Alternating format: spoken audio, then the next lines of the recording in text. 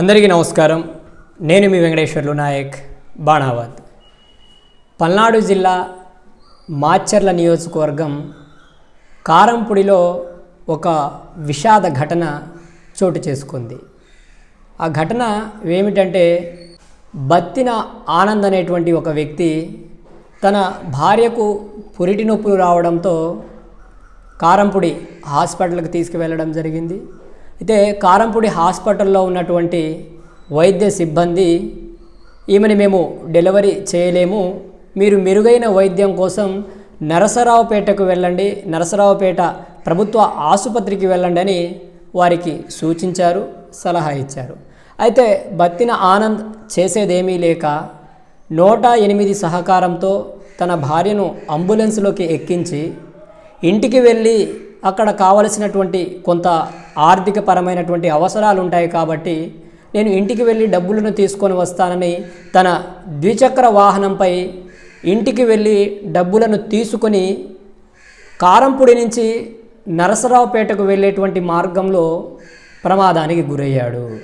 అయితే ఇక్కడ ఈరోజు ఈ అంశం గురించి మాట్లాడుకోవాల్సినటువంటి అవసరం ఎందుకు ఏర్పడిందంటే, ఈరోజు రాష్ట్రంలో వైద్యం కావచ్చు, ఆరోగ్యం కావచ్చు చాలా బాగా ఉంది. దేశానికే ఆదర్శవంతంగా ఆంధ్రప్రదేశ్ రాష్ట్రం ఉందని గౌరవ ముఖ్యమంత్రి గారు, అలానే రాష్ట్రంలో ఉన్నటువంటి మంత్రులు ఎప్పటికప్పుడు అసత్య ప్రచారాలు చేసుకుంటున్నారు. మరీ ముఖ్యంగా ఈరోజు మాచర్ల నియోజకవర్గంలో వైద్యానికి సంబంధించి, ప్రభుత్వ వైద్యానికి సంబంధించి పేద ప్రజలు ఎంతటి ఇబ్బందులు ఎదుర్కొంటున్నారో ఒక ఉదాహరణగా ఈ యొక్క ఘటనను చూసుకోవచ్చు. అలానే కారంపూడి నుంచి నరసరావుపేటకు వెళ్ళేటువంటి మార్గంలో ఆ రోడ్డును ఒక్కసారి మనం వెళ్ళి చూస్తే వర్ణాతీతంగా ఉంటుంది. అనేక గుంతలు, 1 కిలోమీటర్ పరిధిలోనే 100 గుంతలు మనకు దర్శనమిస్తాయి. ఆ రోడ్డులో ప్రయాణం చేయడం ఒక నరకం, ఒక నరక ప్రాయం. ఎన్నో ప్రమాదాలు జరిగాయి, ఎంతోమంది ప్రాణాలను ఆ రోడ్డున కోల్పోయాయి. ఈరోజు ప్రభుత్వం అనేక కార్యక్రమాలు చేస్తున్నాము, అనేక సంక్షేమాలు అందిస్తున్నాము, లక్షల కోట్ల డబ్బులను ప్రజలకు అందిస్తున్నామని చెప్తున్నారు, మంచిది. మరి అదేవిధంగా అభివృద్ధి కూడా ముఖ్యమే కదా. ఈరోజు రోడ్లు అనేవి రవాణా వ్యవస్థకు ప్రధానమైనది. రాష్ట్రంలో ఎక్కడ చూసినా ఇది ఒక మాచర్ల నియోజకవర్గానికే కాదు, ఆంధ్రప్రదేశ్లోని అన్ని జిల్లాలలో, అన్ని నియోజకవర్గాల్లో ఇదే పరిస్థితి. ఇక మాచర్ల వ్యవహారం గురించి మాట్లాడుకుంటే, ఇది రాష్ట్రం మొత్తానికి ఒక భిన్నమైనటువంటి నియోజకవర్గం. ప్రత్యేక జిల్లా కోసం అనేక ఉద్యమాలు జరిగినప్పటికీ, అనేక నిరసనలు చేపట్టినప్పటికీ ఈ ప్రాంత ప్రజలకు న్యాయం చేయలేకపోయారు గౌరవ ముఖ్యమంత్రి వైఎస్ జగన్మోహన్ రెడ్డి గారు. పలనాడు చరిత్రకు సంబంధం లేనటువంటి నరసరావుపేటను నాడు గుంటూరుగా ఉంది, నేడు నరసరావుపేటగా మారింది. దీనివల్ల పల్నాడులో ఉన్నటువంటి మాచర్ల కావచ్చు, గురజాల నియోజకవర్గాల్లో ఉన్నటువంటి ప్రజలకు ఏదైనా మంచి జరిగిందా అంటే అందులో మాట్లాడుకోవడానికి ఏమీ లేదు. ఈరోజు ప్రభుత్వ వైద్యానికి సంబంధించి మాచర్ల నియోజకవర్గంలో ఏ చిన్న అవసరం వచ్చినా, ఏ చిన్న చికిత్స కావాలన్నా, ఏ చిన్న ఆపరేషన్ కావాలన్నా ఇటు నరసరావుపేట లేకపోతే సత్తెనపల్లి, పిడుగురాళ్ల వెళ్లాల్సినటువంటి దౌర్భాగ్యమైనటువంటి పరిస్థితుల్లో ఈరోజు మాచర్ల నియోజకవర్గంలో ఉన్నటువంటి ప్రజలు అనేక ఇబ్బందులను ఎదుర్కొంటున్నారు. వాటి గురించి మాట్లాడదాం, వాటి గురించి అడుగుదామంటే ఎవరు పట్టించుకోనటువంటి పరిస్థితి, అడిగే వారిపై కేసులు పెట్టడం, వారిపై దాడులు చేసేటువంటి పరిస్థితి కూడా ఈరోజు ఈ నియోజకవర్గంలో నెలకొనింది. ఈరోజు ఒక పార్టీని, ఒక నాయకుడిని ఇందుకు కారకుడిని చేయాలనేది నా భావన కాదు. గడిచిన 30-40 సంవత్సరాలుగా ఈ నియోజకవర్గంలో అభివృద్ధి ఏదైతే ఉందో పూర్తిగా అస్తవ్యస్తంగా ఉంది. చెప్పుకోదగ్గ ఒక్క ప్రభుత్వ కళాశాల లేదు, ప్రభుత్వ విశ్వవిద్యాలయాలు లేవు, ఒక ప్రభుత్వ ఇంజనీరింగ్ కాలేజ్ లేదు. ఏ విద్య, వైద్యం, ఆరోగ్యం అలానే ప్రజలకు అవసరమైనటువంటి పరిస్థితులు ఏవి కూడా ఈ మాచర్ల నియోజకవర్గంలో, పలనాడు జిల్లాలో సక్రమంగా లేవనేవి అది నియోజకవర్గంలో ఉన్నటువంటి ప్రజలకు, జిల్లాలో ఉన్నటువంటి ప్రజలకు చాలా సంపూర్ణంగా తెలుసు. అయితే ఈ ఘటన ఏదైతే ఉందో చాలా వర్ణాతీతమైనటువంటి బాధను కలిగించినటువంటి ఘటన. పురిట్లో బిడ్డ అయితే శవాగారంలో భర్త. పురిటి నొప్పులతో బిడ్డని జననం ఇవ్వాల్సినటువంటి తల్లి బెడ్డుపై ఉంటే అదే క్షణంలో తన భార్యను కాపాడుకోవడం కోసం, తన భార్యకు మెరుగైన వైద్యం అందించడం కోసం నర్సరావుపేటకు పంపించినటువంటి ఆ భర్త తాను ఎవరికి కనిపించనటువంటి లోకాలకు, తిరిగి రాని లోకాలకు వెళ్ళిపోవడం చాలా బాధను కలిగించింది. ఈరోజు రాష్ట్రంలో అభివృద్ధి చూస్తే శూన్యంగా ఉంది, అరాచకం చూస్తే 100% ఉంది. అందుకు ప్రధాన ఉదాహరణ మాచర్ల నియోజకవర్గాన్ని తీసుకోవచ్చు. ఈరోజు మాచర్ల నియోజకవర్గంలో ఎక్కడ చూసినా అనేక సమస్యలు దర్శనమిస్తున్నాయి. ఒకటా రెండా వాటి గురించి చెప్పుకుంటూ పోతే ఓ సంవత్సర కాలం సరిపోదు. ఏ పౌరుడు కూడా ఈ నియోజకవర్గంలో ఉన్నటువంటి ప్రజలు సంతోషకరంగా లేరు. ఈరోజు వారికి ఉన్నటువంటి సమస్యల గురించి ఎవరిని అడగాలో, ఎవరిని ప్రశ్నించాలో, ఎవరికి విన్నవించుకోవాలో కూడా తెలియనటువంటి పరిస్థితులు ఏర్పడ్డాయి. ఇలానే కొనసాగితే భవిష్యత్తులో మాచర్ల నియోజకవర్గంలో ఉన్నటువంటి ప్రజల జీవనమే ప్రశ్నార్థకంగా మారేటువంటి ప్రమాదం ఉంది. ఈరోజు ప్రధానంగా వ్యవసాయం మీద ఆధారపడి జీవిస్తున్నటువంటి అత్యధిక స్థాయిలో కుటుంబాలు ఈ యొక్క పల్నాడు జిల్లాలోని మాచర్ల నియోజకవర్గంలో ఉన్నారు. కానీ ఈరోజు ఈ సంవత్సరానికి సంబంధించినటువంటి పంటలు కావచ్చు, వర్షపాతం కావచ్చు, అలానే విద్యుత్ శక్తి కావచ్చు, అనేక సమస్యలతో రైతాంగం ఇబ్బందులు పడుతూ ఉంది.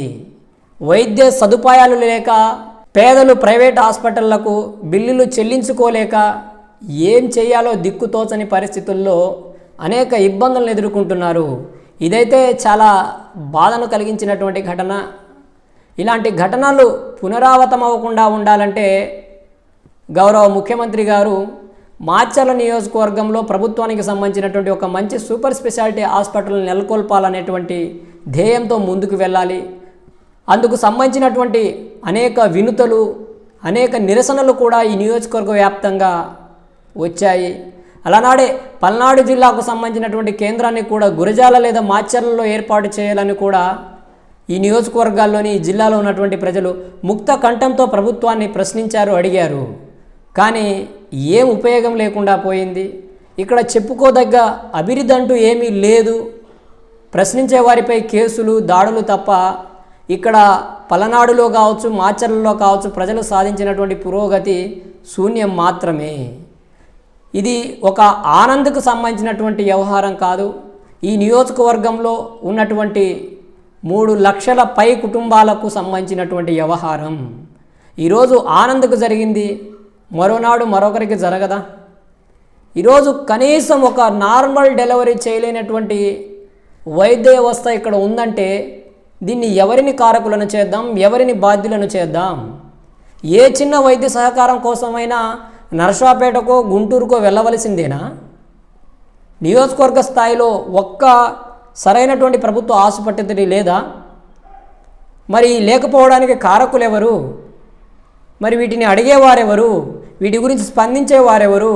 ప్రజల ప్రాణాలు ప్రభుత్వాధినేతలకు, స్థానిక నాయకులకు అవసరం లేదా? కేవలం ఓట్ల కోసం మాత్రమే రాజకీయాలు చేస్తారా? వారి యొక్క ఆధిపత్యాల కోసమే రాజకీయాలు చేస్తారా? మీకు ఓటేసి గెలిపించినటువంటి ప్రజల ప్రాణాలు పోతుంటే మీకు బాధ అనిపించట్లేదా? మీకు బాధ్యత లేదా? ఈరోజు కరువు ప్రాంతంగా మిగిలిపోయేటువంటి ప్రమాదంలో కూడా ఈరోజు పలనాడు ప్రాంతం ఉంది. ఒక్కసారి ఈ బత్తిన ఆనందకు సంబంధించినటువంటి వార్తాపత్రికల్లో వచ్చినటువంటి సందర్భాన్ని, సన్నివేశాన్ని కూడా మనం మాట్లాడుకునేటువంటి ప్రయత్నం చేద్దాం. పురిట్లో బిడ్డ, శవాగారంలో భర్త. కాన్పు కోసం 3 ఆసుపత్రులు, 90 కిలోమీటర్లు గర్భిణి ప్రయాస. ఆసుపత్రికి వెళ్తూ గుంతల దారిలో ప్రమాదానికి గురైన భర్త, ప్రమాదానికి గురైనంతర తదనంతరం మృతి. ఆరోగ్య మంత్రి ఇలాకాలో హృదయ విదారక ఘటన. ఓవైపు ఆరోగ్యశ్రీ, మరోవైపు జగనన్న ఆరోగ్య సురక్ష పథకాలతో పేదలను ఆదుకుంటున్నామని ప్రభుత్వ పెద్దలు ఊదరగొడుతున్నారు. వాస్తవానికి ప్రభుత్వ ఆసుపత్రిలో కాన్పు చేసే నాదుడే ఉండడం లేదు. రాత్రిపూట ప్రసవానికి వచ్చిన ఓ గర్భిణి 3 ఆసుపత్రులు తిరిగే గాని పురుడు పోసే దిక్కు లేకుండా పోయింది. మరోవైపు భార్య వెంట ద్విచక్ర వాహనంపై ఆసుపత్రికి వెళుతూ గుంతల రోడ్డుపై ప్రమాదానికి గురైన భర్త తనువు చాలించారు. ఈ దారుణ ఘటన వైద్య ఆరోగ్య శాఖ మంత్రి విడదల రజని సొంత జిల్లా పల్నాడులో చోటు చేసుకుంది. బిడ్డకు జన్మనిచ్చిన భార్య పురిటి మంచం మీద ఉండగా ఆమెను భర్త నిర్జీవంగా శవాగారంలో పడి ఉన్న హృదయ విదారక దృశ్యాలు శనివారం తెల్లవారుజామున నరసరావుపేట ప్రభుత్వ ఆసుపత్రిలో కనిపించాయి. సాధారణ ప్రసవానికి 90 కిలోమీటర్ల కారంపూడికి చెందిన బత్తిన ఆనంద్ భార్య రామాంజిని గర్భిణి. శుక్రవారం రాత్రి 9 గంటలకు భార్యకు నొప్పులు రావడంతో ఆనంద్ ఆశా కార్యకర్తకు కలిసి ఆమెను కారంపూడి పిహెచ్సికి తీసుకువెళ్లారు. వైద్యులు లేరని గురజాల ప్రభుత్వ ఆసుపత్రికి వెళ్లాలని అక్కడి వారు సూచించారు. 20 కిలోమీటర్ల దూరంలో ఉన్న గురజాల ఆసుపత్రికి 108 అంబులెన్స్లో చేరుకున్నారు. అక్కడ పరీక్షించిన వైద్యులు ఉమ్మునీరు తక్కువగా ఉందని, రక్తహీనత ఉన్నందున మెరుగైన వైద్యం కోసం నరసరావుపేట ప్రభుత్వ ఆసుపత్రికి వెళ్లాలని సూచించారు. అక్కడి నుంచి 70 కిలోమీటర్ల దూరంలోని నరసరావుపేటకు వెళ్లారు. తెల్లవారుజామున రామాంజిని సాధారణ ప్రసవం ద్వారా ఆడపిల్లకు జన్మనిచ్చింది. గతుకుల దారిలో ఆగిన ఊపిరి. గురజాల నుంచి నరసరావుపేటకు తీసుకువెళ్లాలని చెప్పడంతో ఆనంద్ తన భార్యను అంబులెన్స్లో పంపారు. కారంపూడిలో రూపాయలు 20,000 అప్పు తీసుకుని నరసరావుపేటకు ద్విచక్ర వాహనంపై వెళ్తూ జూలకల్లు వద్ద రోడ్డుపై గుంతలు పడి తీవ్రంగా గాయపడ్డారు. కారంపూడి నుంచి అంబులెన్స్లో నరసరావుపేట ఆసుపత్రికి తరలించారు. ఆసుపత్రిలో ఆనంద్ మృతి చెందారు. వైద్య మంత్రి ఇలాకాలో ఇలానా?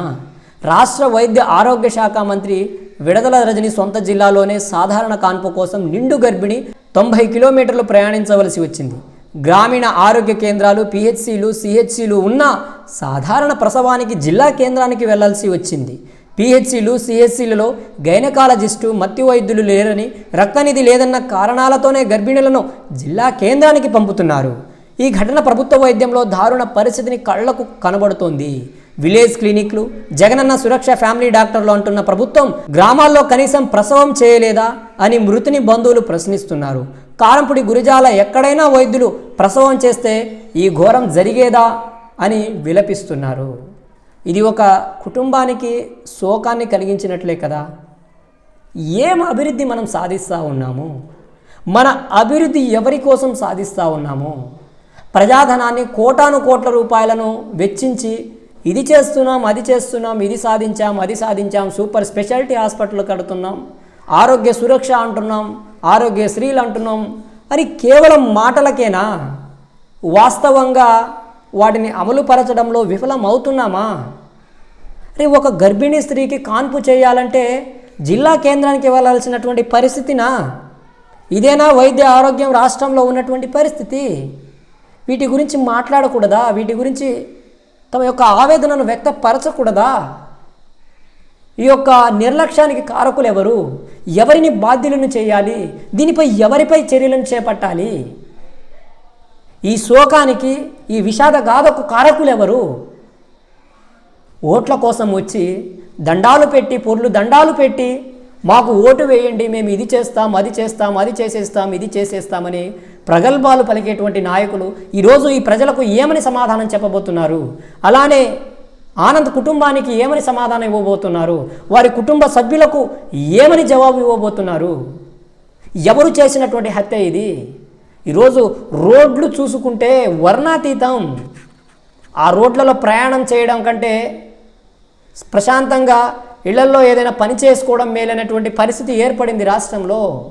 గుంతలమయమైనటువంటి రోడ్లలో ప్రాణాలను పణంగా పెట్టి ప్రయాణించవలసినటువంటి పరిస్థితి, దౌర్భాగ్యమైనటువంటి వ్యవస్థ ఈరోజు ఆంధ్రప్రదేశ్ రాష్ట్రంలో ఉంది. కనుక నాయకులారా, మిమ్మల్ని ప్రజలు ఎన్నుకున్నారు. మీరు ప్రజల సేవకులు. మీరేదో చేస్తారు, మీరేదో అభివృద్ధి చేస్తారు, ప్రజల జీవితాలను ఏదో మారుస్తారని మిమ్మల్ని ఎన్నుకుంటే ఈరోజు ఆ ప్రజల ప్రాణాలను హరించేటువంటి పరిస్థితుల్లో మీరు ముందుకు వెళ్తున్నారు. కానీ ఆ ప్రజలను రక్షించేటువంటి ఆలోచన, ఆ ప్రజలకు మెరుగైన వైద్యం కావచ్చు, ఆరోగ్యానికి సంబంధించినటువంటి పరిస్థితులను కల్పించేటువంటి అవకాశం మీ దగ్గర లేదనేది స్పష్టంగా కనిపిస్తూ ఉంది. ఇది నిజంగా చాలా బాధను కలిగించినటువంటి ఘటన. ఆనంద్ మృతి చాలా బాధను కలిగించింది. కనుక ఆనంద్ కుటుంబానికి మనోధైర్యాన్ని కల్పించాలి. అలానే ఆనంద్ సతీమణికి, అలానే పుట్టిన బిడ్డకు అన్ని విధాలుగా ప్రభుత్వం ఆదుకోవాలి. ఆ కుటుంబానికి చేయూతనివ్వాలి, ఆర్థికపరమైనటువంటి సహకారాన్ని అందించాలి. ఈరోజు కుటుంబ పెద్దను కోల్పోయినటువంటి ఆ స్త్రీ తన జీవనం ఎలా కొనసాగించాలో అర్థం కాక ఆవేదన చెందుతూ ఉంటుంది. కనుక ఆ తల్లికి కూడా ఈరోజు ఈ ప్రభుత్వం అన్ని విధాలుగా ఆదుకొని అవసరమైతే ఒక ఉద్యోగాన్ని కూడా కల్పించే విధంగా ముందుకు వెళ్ళాలి. ఇది 100కి 100 ప్రభుత్వ నిర్లక్ష్యం వల్ల జరిగినటువంటి ప్రమాదమే. ప్రభుత్వ నిర్లక్ష్యం ఎందుకు అంటున్నానంటే, ఇక్కడ గర్భిణీ స్త్రీకి కాన్పు కోసం 90 కిలోమీటర్లు ప్రయాణించవలసి వచ్చిందంటే కారకులు ఎవరు? గతుకుల రోడ్లు ఎక్కడ చూసినా గుంతలమయం, దానికి కారకులు ఎవరు? వీటి గురించి పునరాలోచించి సంబంధిత వ్యక్తులపై, సంబంధిత వైద్య అధికారులపై చర్యలు చేపట్టాలి. ఇప్పటికైనా ప్రభుత్వం తేరుకొని అసత్యాలు, కేవలం ఊదడింపు మాటలు చెప్పడం మానుకొని పేదలకు వైద్యాన్ని అందుబాటులో తీసుకువచ్చే విధంగా కృషి చేయాలని నేను కోరుకుంటా ఉన్నాను.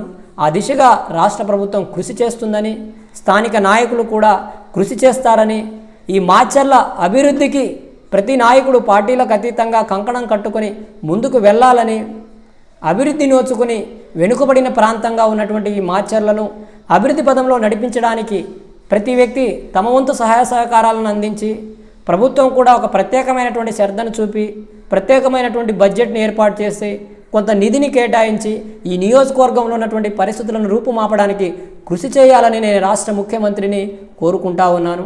అలానే స్థానిక నాయకులను కూడా విన్నవిస్తూ ఉన్నాను. ప్రజల సమస్యలు మీ దృష్టికి వచ్చినప్పుడు వాటిని పరిష్కార దిశగా ఆలోచించండి. అంతేకాని వీరు ప్రశ్నిస్తున్నారు, వీరు మాట్లాడుతున్నారు, వీరి మీద దాడులు చేద్దాం, వీరి మీద కేసులు పెడదామనేటువంటి ఆలోచన మీ మెదళ్ళ నుంచి తీసివేయండి. అది నిజమైనటువంటి నాయకుని లక్షణం. అతనే ప్రజానాయకుడు అవుతాడు, అతనే ప్రజల హృదయాలలో చిరస్థాయిగా నిలుస్తాడు. ఆ దిశగా ప్రభుత్వాలు ముందుకు వెళ్ళాలి, స్థానిక నాయకులు ముందుకు వెళ్ళాలి. ఆనంద్ కుటుంబానికి నా ప్రగాఢ సానుభూతిని తెలియజేస్తూ ఉన్నాను. ఇది ఈనాటి అంశం. మరో కొత్త అంశంతో తిరిగి కలుసుకుందాం. అంతవరకు సెలవు. జై భీమ్, జై భారత్.